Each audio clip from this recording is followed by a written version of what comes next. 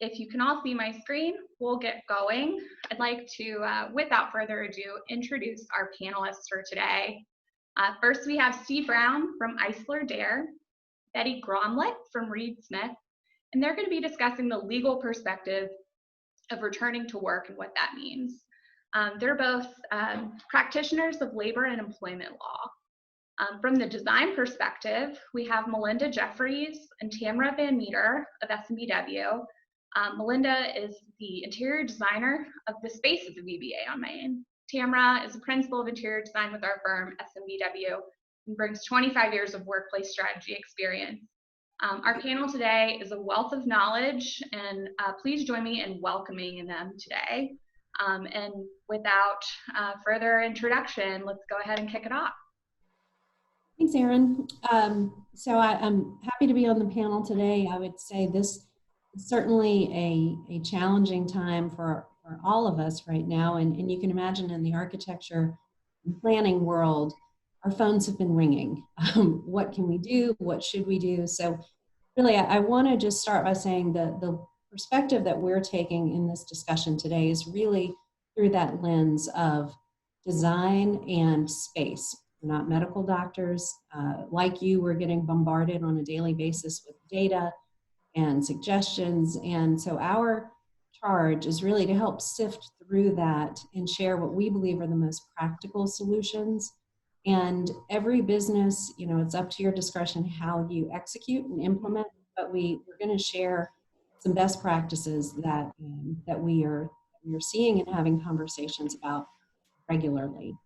So right now, you know, what's top of mind, you know, we have 34,000 confirmed cases in the state right now. So we are certainly, you know, we're in the first process of the phase 1 reopening, but what people are really concerned about from the employer's perspective, I think you're questioning the financial livelihood of your practice and your businesses. How is this impacting productivity? What HR implications does it have?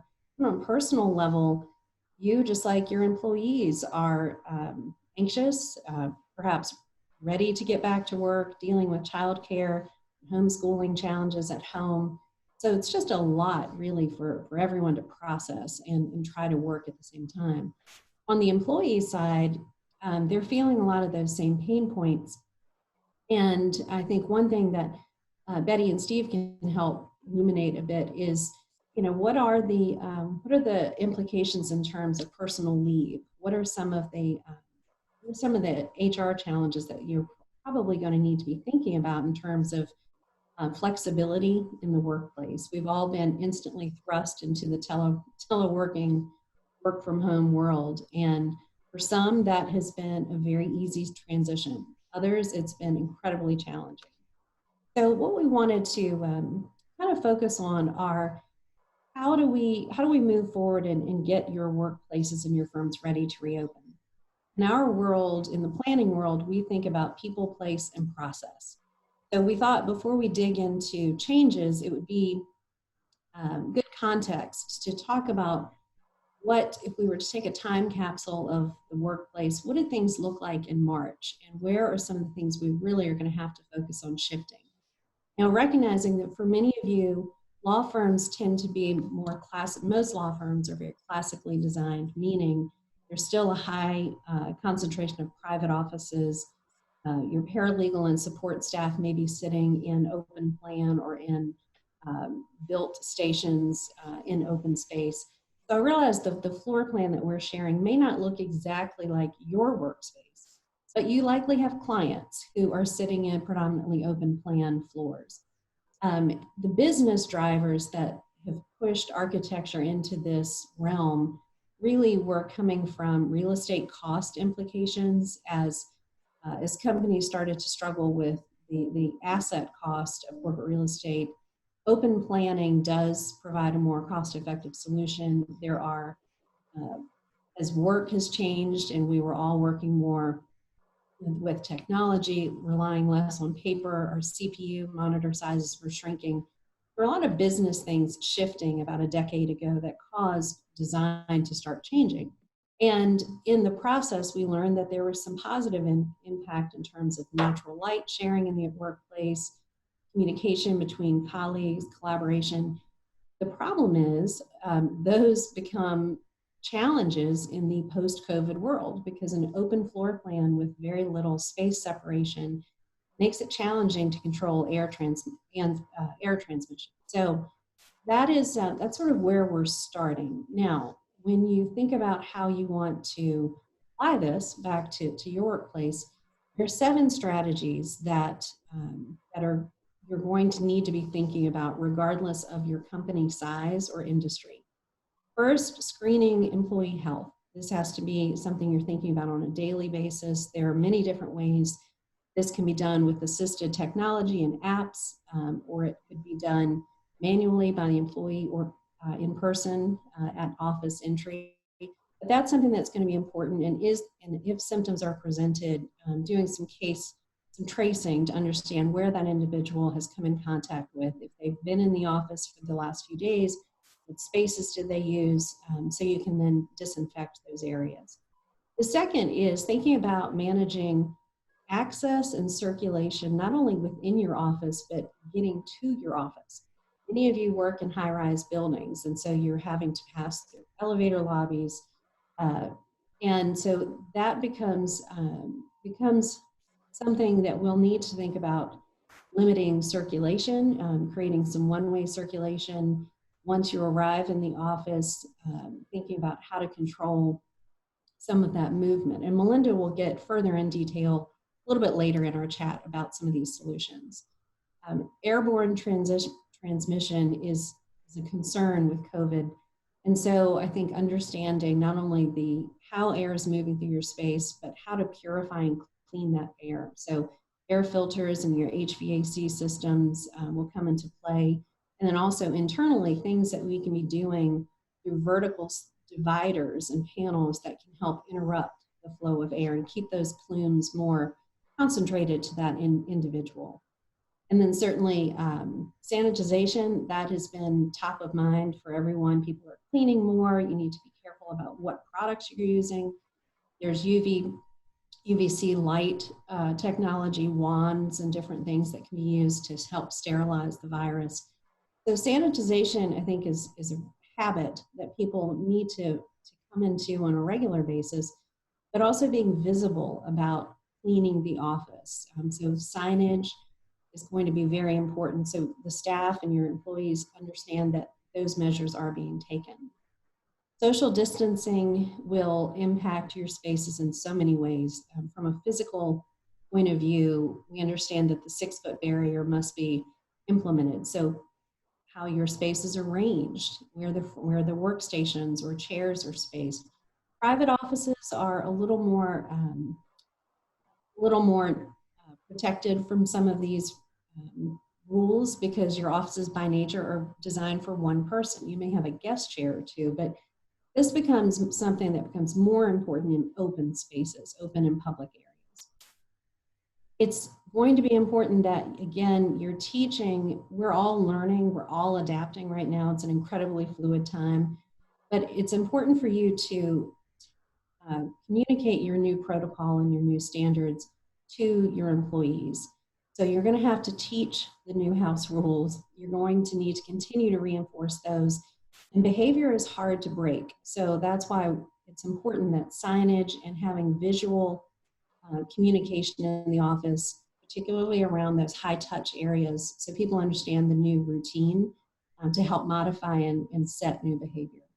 And then lastly, more on a personnel note, while any type of radical change is a lot for people to absorb, we're certainly all in that time right now together. So I think it's important that you empower your employees, that they feel that they can speak up and ask questions, share concerns, and with regular communication, you sharing what your new policies and protocols are going to be with them, that will help alleviate and build confidence.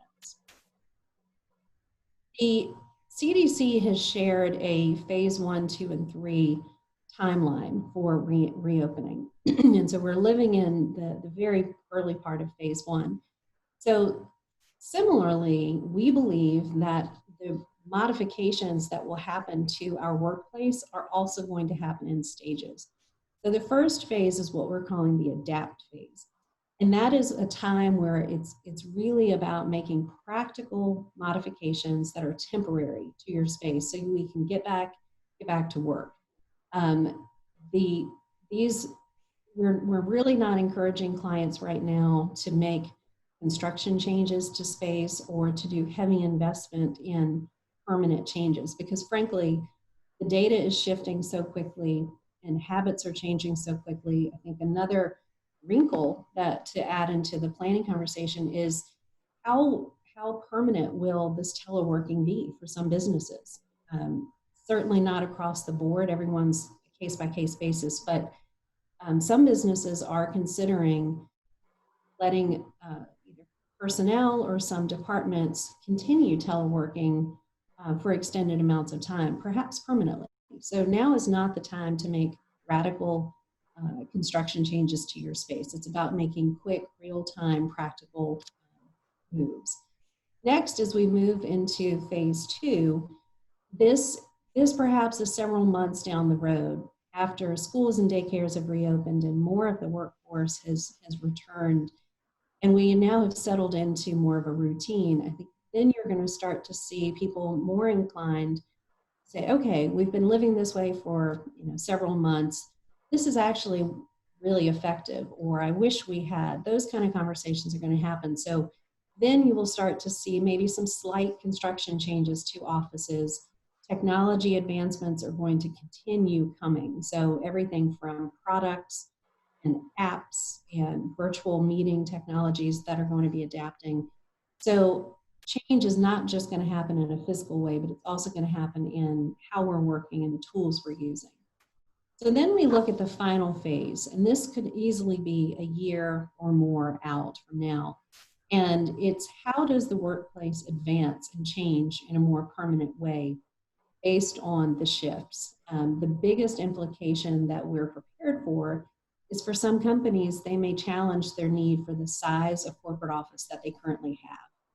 And that's really going to be determined by the success of their telework programs.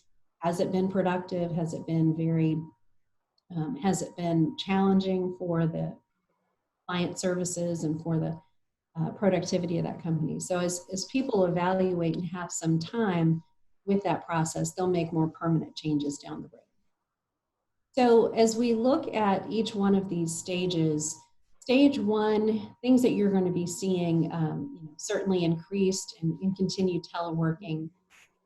The anxiety level is at its probably highest right now, because if employees are getting ready to come back to work, or if they are just starting, the newness of it all, that kind of back to school jitters, that is something you really need to be prepared for. So having open communication and regular communication, managing the perception. If people are afraid to come back to work, they're going to be more reluctant to come back to work. So it's really all about making these modifications so you visibly show that we care about your safety. We're doing what we can to make the workplace ready for you. In phase two, we're going to see even more people return back to work. Again, that's triggered largely by schools and daycares being reopened. The continued sanitization that's not going anywhere, and also potentially continued usage of masks, primarily in the open office and public areas of your workplace. And I think, as I said earlier, companies are going to be watching very closely for those that are teleworking. Is this something we want to adopt as a more full-time policy for the firm?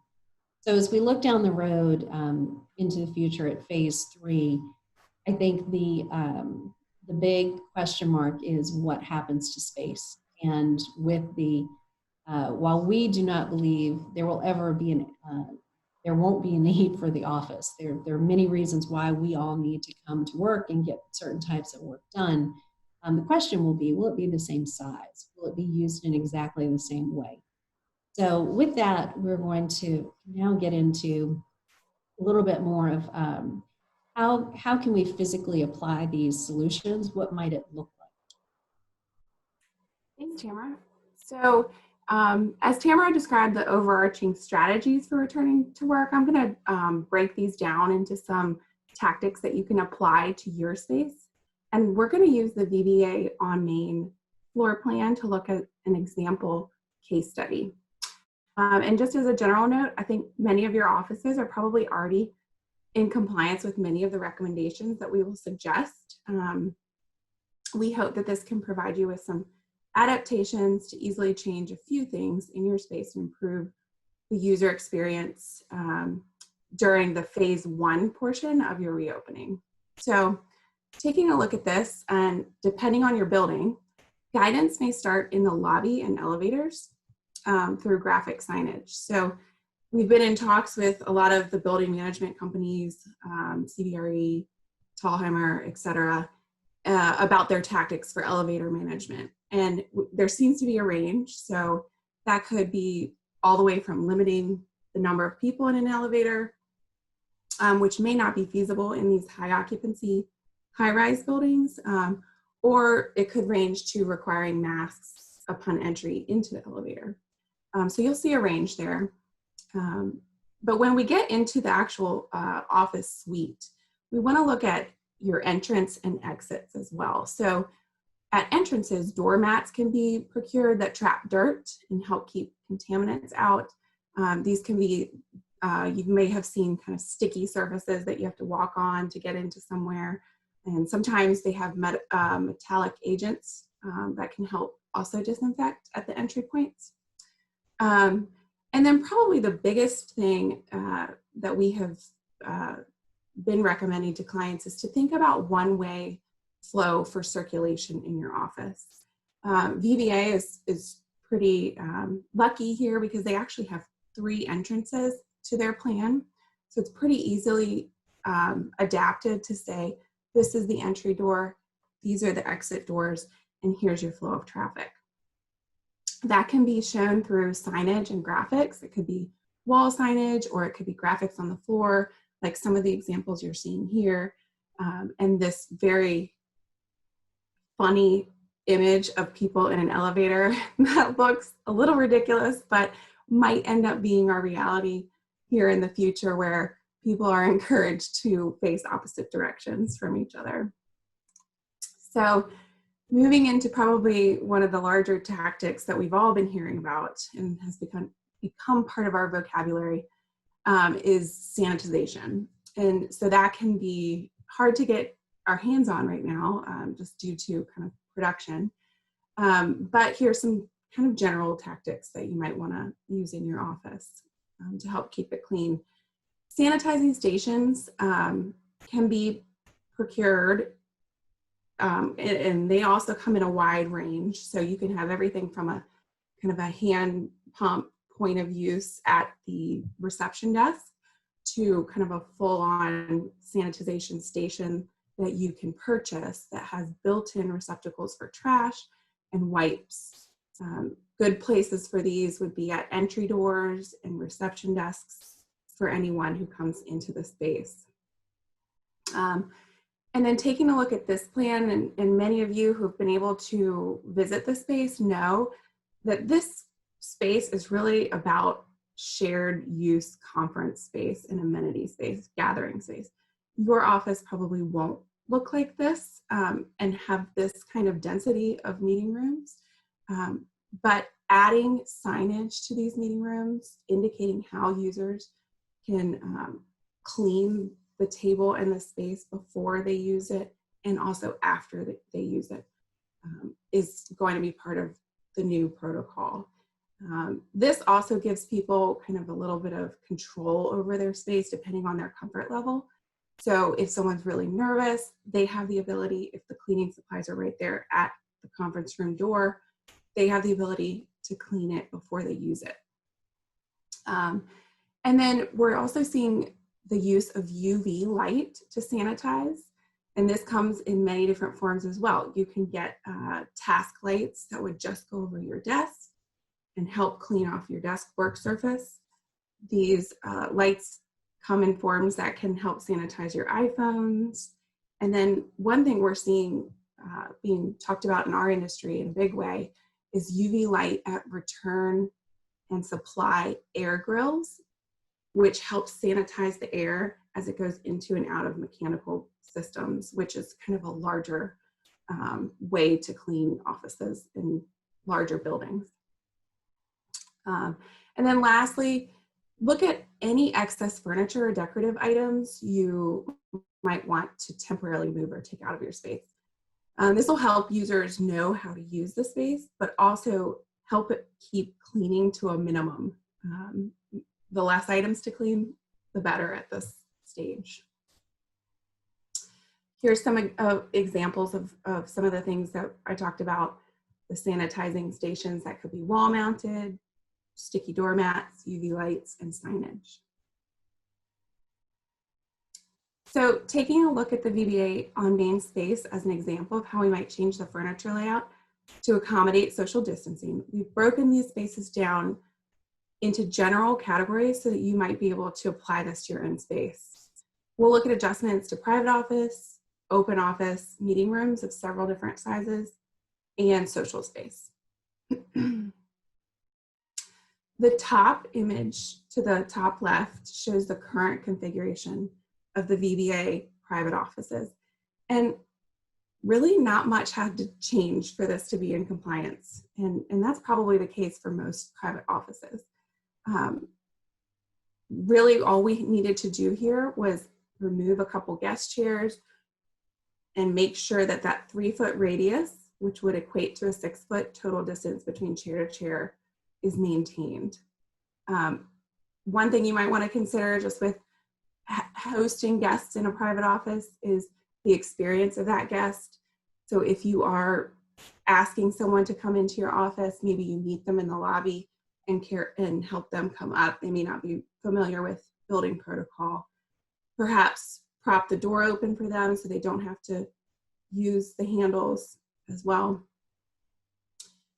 And here's some,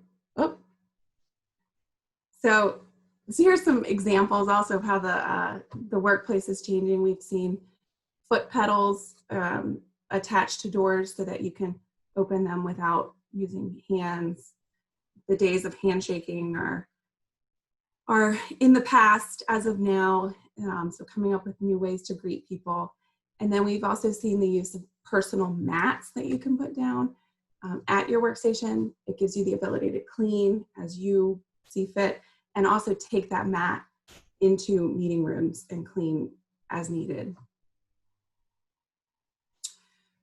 So taking a look at the open office, and when I say open office, I mean anyone who doesn't have a private office that might be in an open workstation or desk shared with other people. The current configuration of the VBA actually looks pretty good as well. You can notice the chairs are facing opposite directions, and the space around the circulation is more than 6 feet. The panels between workstations here are also very high, so that doesn't need augmentation. But you may want to think about panels, especially if masks are not going to be required for employees. That's when panels or dividers between open office workstations become even more important. And that can come in the form of acrylic see-through panels if kind of visual connectivity is still very desirable, or it could be something more of a shroud that creates a little bit more privacy. There's some other ways you can create dividers if you don't want to run out and purchase these. Think about reusing furniture in different ways. For instance, file cabinets can be great dividers between desks. Turning desks so that people aren't face-to-face, that could be just a 90-degree rotation. Just think about, the air transfer.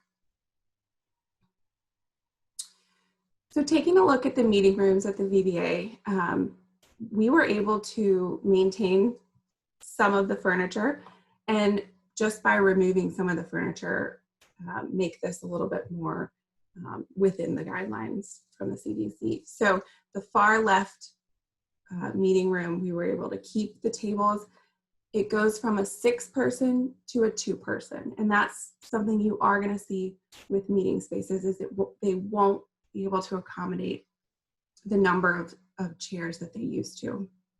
In many cases, this is just removing chairs, in addition to the graphic signage about cleaning protocols.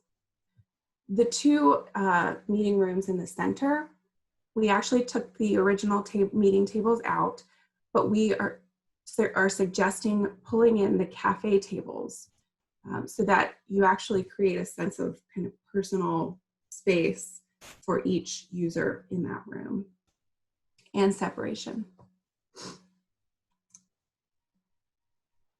So the boardroom and any larger meeting space, all we had to do here is take away every other chair.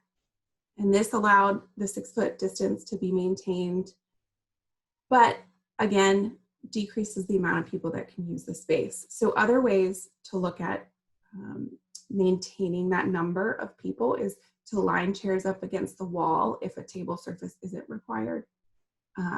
And also think about ways to expand that space. So if you do need to have a larger meeting, perhaps outdoors or a lobby space may be better suited. Melinda, if I could interject, something that is also happening for large businesses, which is interesting, specific to these meeting rooms. We participate in ongoing conversations with Altria and Capital One, and there's a task force of some of the largest companies and employers in the city. And many of them, when they do allow employees to return, plan to keep the conference rooms closed for some amount of time. And the reason they're doing that is it's a lot of new behaviors that people are having to get their arms around and start implementing. So they want to gradually reopen even the conference room. So, you know, we're expecting to see still a lot of Zoom meetings, a lot of virtual meetings, even when the office is open. Yep, and one of these images on the middle, bottom middle, kind of shows how that virtual connection might still be maintained through this process, but the addition of a second monitor is really going to help that connectivity from someone who might be at home. Kind of helps you feel like they're in the room with you. You can have them on one screen and the content on the other. So that's another technology upgrade that we're seeing in offices. So finally, what about those shared spaces that used to be used for gathering? Break rooms, reception spaces. If we're no longer using them for those functions, how can they be repurposed? So consider relocating some of the furniture you may have had to take out of other rooms to create temporary meeting rooms in these types of spaces. You can see here we repurposed some of the tables that were originally used to create the island as a barrier to create a space for a meeting that hosts up to 7 in the what used to be the break room or reception space for the VBA. Technology on mobile carts is also a really great kind of one-time purchase that might be able to help you have a lot of flexibility about where meetings can occur in your space. So if there's technology on a cart, you can roll it into the break room and that becomes a meeting room. So this just shows some examples. The protocol for break room may range from not being allowed at all, no break space, or maybe there are just some restrictions on use of shared appliances like a shared coffee pot or the refrigerator. So coming up with those protocols on a case-by-case basis is probably what you're going to see based on the firm. So I think all in all, the takeaway is that there's a range of recommendations, and so each building owner and business owner is going to implement a different response plan. But the goal here is to make people feel really confident about coming back, that protocol is going to be maintained and enforced, and then people will feel more comfortable coming back. We are seeing some generational reaction patterns to kind of the work from home process, and we don't want to get too far into that, but it might be harder to get certain people back than others. So I'm sure you'll see that as you move forward into different phases.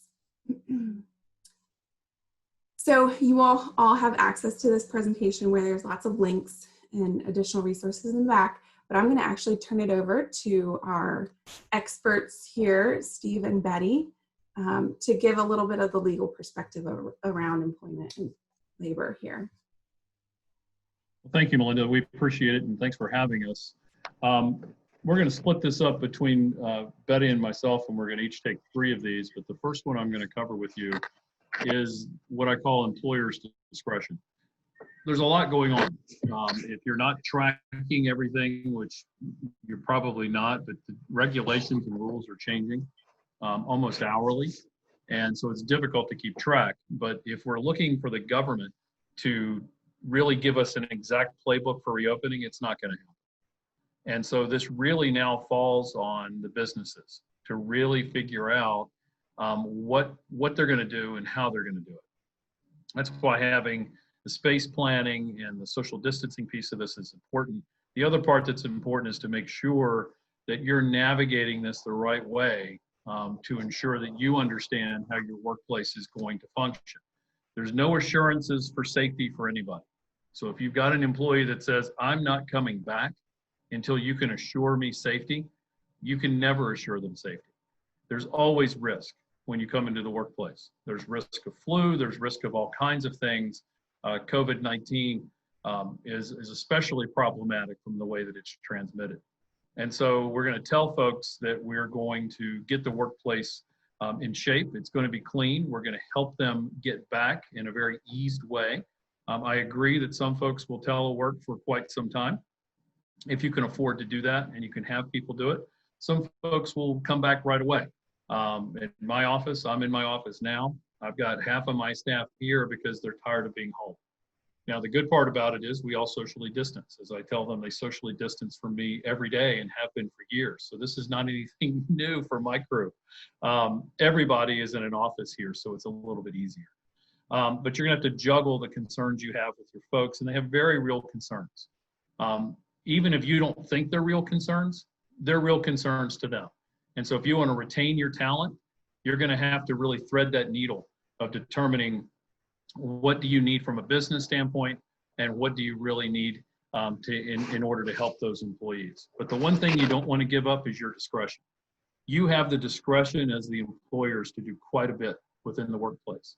And we're going to encourage you to draft pandemic policies, health acknowledgement forms, implementation plans, frequently asked questions. Those are all things that Betty and I are doing for a number of our clients on a daily basis. We're putting these policies into place, but we're really helping them implement them. It's one thing for us to help with policies, we're now helping with how do you actually strategically get it done. So we're not only giving labor and employment advice, we're giving operational advice. So both of us are handling a lot of the operational ends of what we're doing for our various clients. I'm going to let Betty now talk to you about some of the EEOC requirements. Thanks, Steve. Let me echo a couple of things Steve said. You are going to have a variety of responses from employees, from ones who are just plain scared to ones who are frightened for a realistic reason because they have a disability that's a comorbidity. They have a child with a disability who is at a high risk. They're caring for a parent at high risk.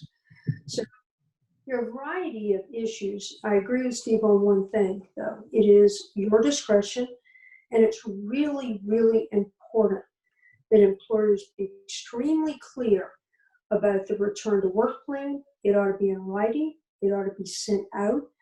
And the expectations have to be clear.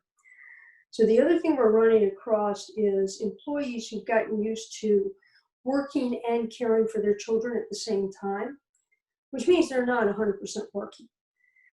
but it's cheaper. And now that summer's coming, they would normally incur childcare costs. Some of them can find childcare, some can't. Two different issues. So you're going to have to kind of sort through that issue as well. It's not an easy one. So let's talk about what the EEOC has done. As Steve indicated, like all the governmental agencies, it's changed its mind, and it keeps changing. So one of the things you have to do is stay up to speed on the absolute latest government pronouncements. The EEOC guidance is something you have to pay attention to. It has two forms. There is, a list of just COVID-19 guidance in general. There's also pandemic guidance specifically directed at the ADA. Now, during the pandemic, the direct threat part of the ADA comes into effect. That means that you can do things with your employees you wouldn't normally be allowed to do under the ADA, like do temperature checks and health checks and require things that would normally be an invasion because it wouldn't be related to business necessity. So it's important that you look at the technical guidance and understand it. And if you don't, consult with somebody who is a specialist in that area. The one thing the EEOC did when it changed this guidance recently was make it clear that the direct threat analysis only applies while state and local authorities are considering this to be a pandemic. So if at some point it ceases being a pandemic, then your ability to do those health checks and other things is going to change. And you may inadvertently violate the ADA if you continue to do that. So you've got to stay up to speed. With that, I'm going to let Steve talk to you about the DOL rules and regulations and the NLRA, and then flip it back to me. Great, thanks, Betty. On the Department of Labor, there's a variety of different agencies we're going to talk about, and Betty just talked about the Equal Employment Opportunity Commission. EEOC.gov is where you can find their resources. DOL.gov is where you will find the Department of Labor's, and you'll be able to track what's happening, and you should. Now, from the Department of Labor standpoint, a lot of it has gone by the wayside, I guess, in people's minds. But when people are teleworking, you still have wage and hour issues that are in play, and so you have to be very careful not to have folks work more than they're supposed to be working, or if they're going to work more in terms of hourly folks, that you're actually paying them overtime. So you've got to make sure you're tracking and making sure people are tracking their time. So the FLSA, the wage and hour law, is still in play. The same thing with the Family Medical Leave Law. If you have 50 or more employees, you're going to be bound by the Family Medical Leave Act, and that's in addition to any of the other laws that are here. The other one that's the new one is the Families First Coronavirus Response Act. That's the one we're hearing the most about, in the CARES Act that deals with unemployment and a variety of other issues.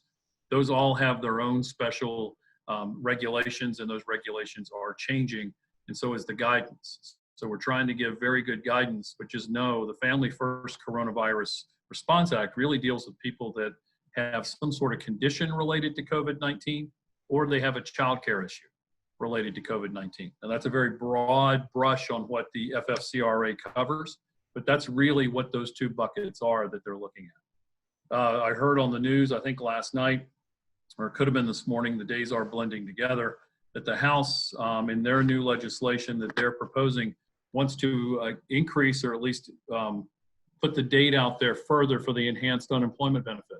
It's due to end July 31st, 2020. The House wants it to go until December 31st, 2020. You probably won't see it go till December, but I bet in the legislation that actually ends up at President Trump's on his desk, you will see that this enhanced benefit will continue. The problem with the enhanced benefit is that it's an incentive for some folks not to want to come back. And so employers are dealing with, and Betty and I are dealing with it every day, with employers that have worked for people, and when people are refusing to come back, those people don't realize that they're likely not going to be eligible for unemployment. They're thinking if they lay out and they stay out of work, that they'll continue to collect the $600. They won't. At some point, unemployment will catch up to them. If they continue to pay them, unemployment will claw it back at some point. So those folks don't seem to understand that part of it. You hope you don't have many of them, but there are some out there. If you've got folks that are teleworking, one of the things you should be thinking about with your policy, and I should have mentioned that a little bit earlier, is attendance still an essential function of your job? And you need to analyze that. That needs to be clear in your policy. And when Betty said it needs to be in writing, I agree with her 100%. It needs to be clear why attendance is an essential function of the job, if it is. And if it is, make it very clear why. And this is why you're having people come back to work. So there's a couple, if you look at those websites, I think they'll help you with the FFCRA, with the FMLA. And from that, I will jump into some NLRA work for you. So the National Labor Relations Act, most people think that applies to unions. And it does, but it also applies to the non-union employers. And folks forget about that all the time. And you need to be aware of a couple things. One is, based on how you handle your workplace, you may see, and we're expecting to see, a resurgence in union activity. This is prime time for unions to get involved and say things like, if you hire us and you bring us in and you elect us as your bargaining representative employees, we can promise you 100% safety. We can promise you X, Y, and Z. Now, they can promise whatever they want. The employer can't promise. And so we're going to probably see with some employers that are not really being sensitive to this and not bringing people back slowly, increased union activity. You also have increased activity on the non-union side about the way people are anxious, and you may see people gathering in the hall, hopefully 6 feet apart, complaining about your rules and regulations. They're entitled to complain about it under the National Labor Relations Act. So be careful if you have the ability, or you want to just suddenly discipline people for complaining about your management style. They get to do that. There's a way they get to do it. We're not going to get into that here, but just understand they can complain about you. Even though you're fried and you don't want to hear it, they get to complain. So let me turn it over to Betty for the last two subjects we have, which is the CDC and OSHA. Great, thanks, Steve. So I agree with Steve on one thing. With respect to unions, they are using employee fears of coming back to work, whether real or perceived, as a lever to get a foot in the door with these employees. So, we encourage our clients to be flexible in dealing with their employees. Certainly there may come a time when you got to put your foot down, but you have to keep the lines of communication open. So CDC guidance, interestingly, the CDC, first of all, they just issued a whole new set of guidance for workplaces on sanitizing, and one of the things that they're now saying, and this is the problem with coronavirus, it's new. The scientists and the doctors are discovering this virus every day. They're studying it, they're discovering new things, and because of that, their guidance continues to change. So the latest is that transmission may not be so much by touching a surface. So all the focus that everybody's put on disinfecting, which, believe me, I don't think we should stop doing that at all, but it may be that that is not the most prevalent means of transmission of the virus. So again, you have to, cdc.gov has a wealth of information. I call it COVID-19 overload, because I think we're kind of all on that right now. After a while, it all starts reading the same, so you have to be aware of that. But it is important to stay up to date. They have changed the symptoms. So if you're doing health checks and asking questions of your employees about symptoms, check the CDC website. Make sure you're asking about the ones that they really think matter. OSHA is that part of the Department of Labor that is charged with workplace safety. For a lot of employers and manufacturers, things like that, you're very used to OSHA requirements. For those of us who sit in offices every day, not so much. OSHA has changed its guidance on whether employers have to report positive diagnoses of COVID among their employees. It is, they first put out guidance in April, indicating largely that employers did not have to report. And this is those employers who are covered. So if you're under 10 employees, generally you don't have to report. There's some other exceptions, unless it's a fatality or something that happens at work that causes a hospitalization. Now, though, they are requiring employers who are covered by OSHA to report an employee who tests positive if, after their investigation, they determine it's workplace related. There is a wishy-washy test for determining whether it's workplace related. You have to talk to the employee, figure out who they've been close to, ask where they've been, try to see if they got, exposed to somebody at work or not work. I mean, we got a notice today from our offices in Riverfront Plaza. An employee of a tenant on one of the floors tested positive. So the landlord is making a notification to us of that. You're going to see a lot of that, even as positive cases go down. And that may not go down for a while because there's more testing. So there have been a lot of cases nobody knows about. And once we start doing antibody testing, we may see a whole different data picture. But when it comes to the OSHA requirements, you're going to have to do your investigation and make a determination. And then in certain states, and I don't think Virginia's gone here yet, but it could become workers' comp.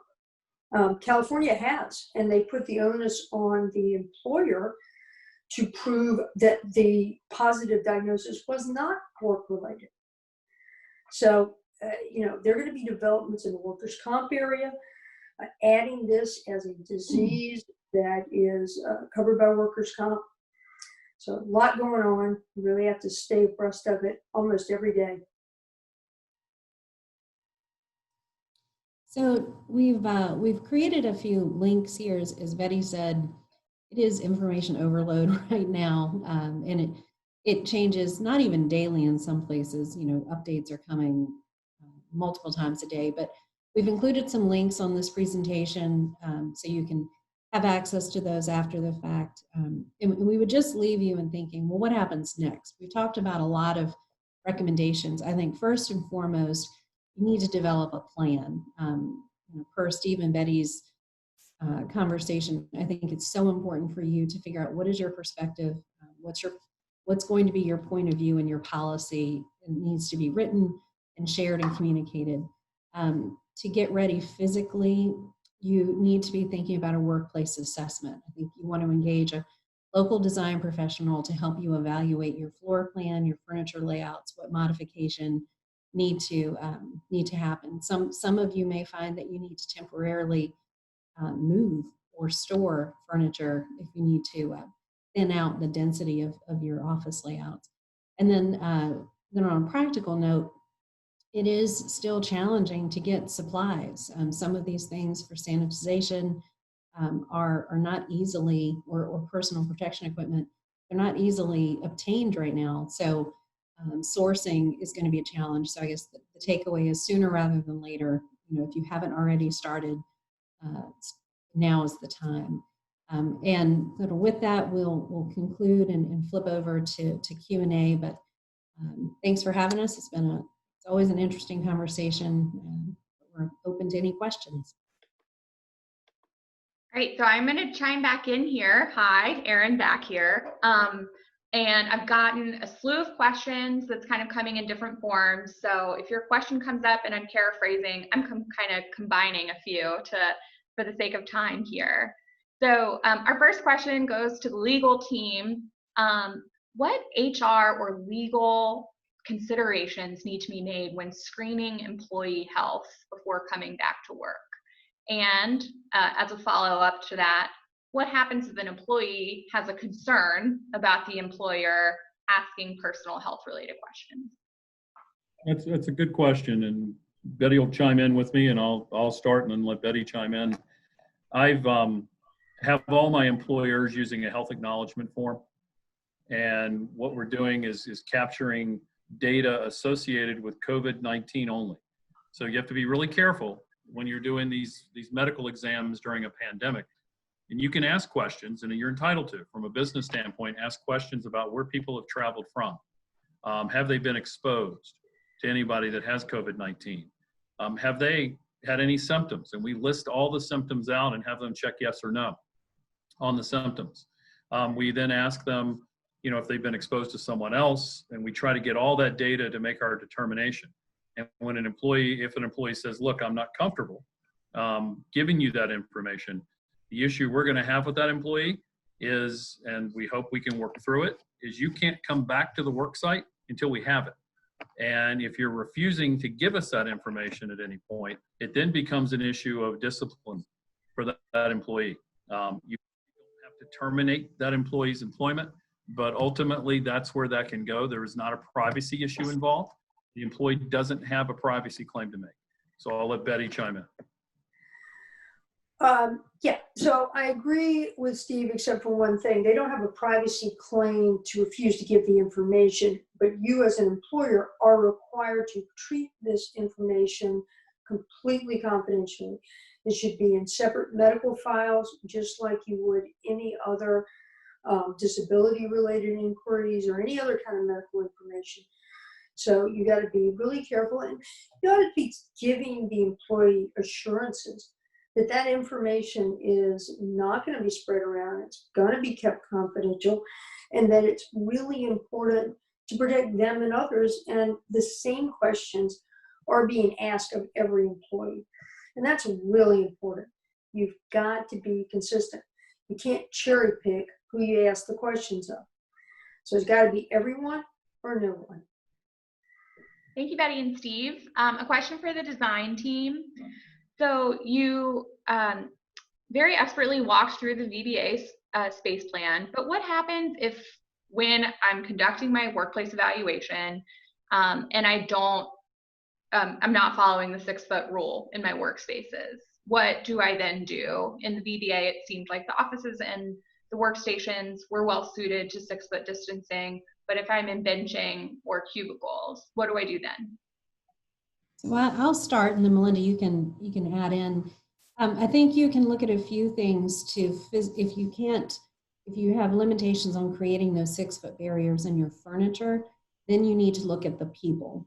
So it's about density. So you may need to consider bringing people back in shifts. So there are fewer people, there's more space between individuals working. You can also look at inserting temporary physical screens or dividers to break up spaces, so you're creating a barrier between you and the next individual. I would chime in that also masks in that case would be critical, I would think, as well. So agree, and I think that pivots well to a question for the legal team is, what happens if an employee comes back to work and refuses to wear a mask? Betty, I'll throw that to you. You know, I think you got to judge like where they're going to be in the space. I mean, first of all, you got to talk to them and find out why they're refusing. It could be a disability-related refusal. It could be religious. There's a congressman who refused to wear a mask, claiming that it was a religious accommodation. So you got to understand the reason behind it. You have to also see, is there another way that you can have the employee come back and not wear a mask without creating upheaval with your other employees, right? But you do need to continue to accommodate religious needs and other things. You know, there are other ways to do it. So I've actually had this situation come up and suggested that instead of a mask, they get the employee a face shield. It does the same thing, but it doesn't have the same feel. I mean, there are people who are claustrophobic, for example, which could be a documented disability, okay? You've got a lot of mental disabilities that are coming into play as part of the COVID analysis. So you got to be creative, you know, look to see if there are other ways. If not, I think you just have to tell them they stay home. Thanks, Betty. Melinda, could you describe what a workplace assessment is and how does that get you ready to return back to the office? Sure. So when we take a look at a workplace or a corporate office, typically we'll look at the floor plan, we'll look at the furniture arrangement, and we'll do an inventory of the furniture that's already there. This would be a 2-scale inventory, so we can understand the distances between furniture pieces that are existing and how it's laid out.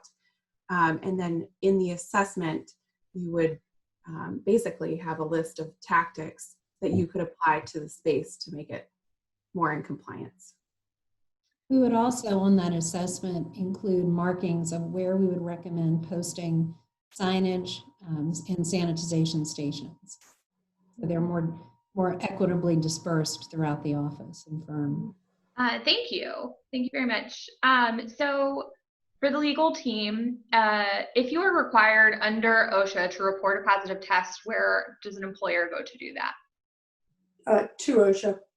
If you go to the OSHA website, there will be forms that have the reporting requirements and have there's a form you need to fill out, and that's how you report it. Thank you. Another legal question. Is an employer required to provide additional equipment for employees that are going to continue to telework so they can perform essential functions of their job? It depends.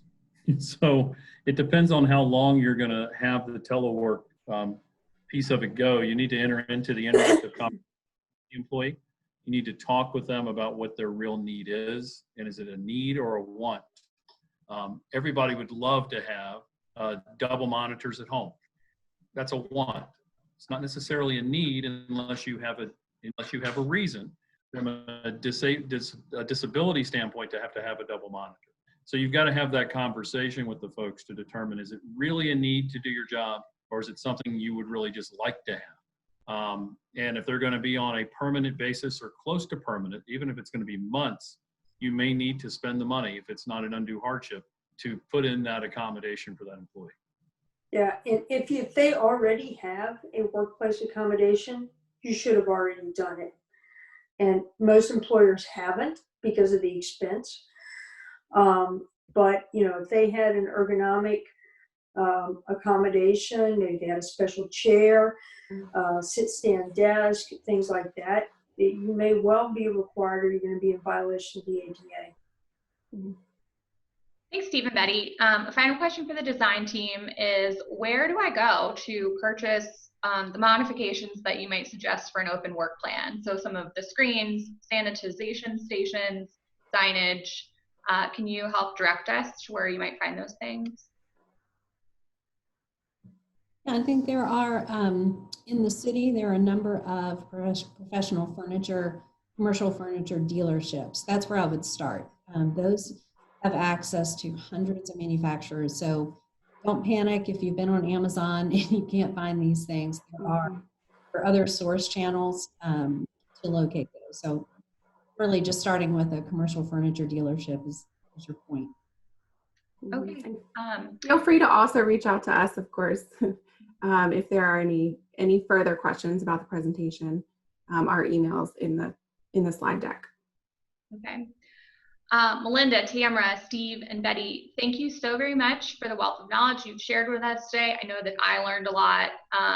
For all who attended today's Lunch and Learn, the recording of the webinar, in addition to the deck of slides, will be emailed to all those who participated. The VBA has filed for MCLE credit on this presentation, but it's brand new content that we've created live on the fly for you, so that is still pending. As soon as it goes through, you will be notified from the VBA of receiving your MCLE credit. Our contact information will be shared with our follow-up, so if you have any questions for the design or the legal team, please reach out to any of the panelists or myself. We're happy to help you in any way that we can.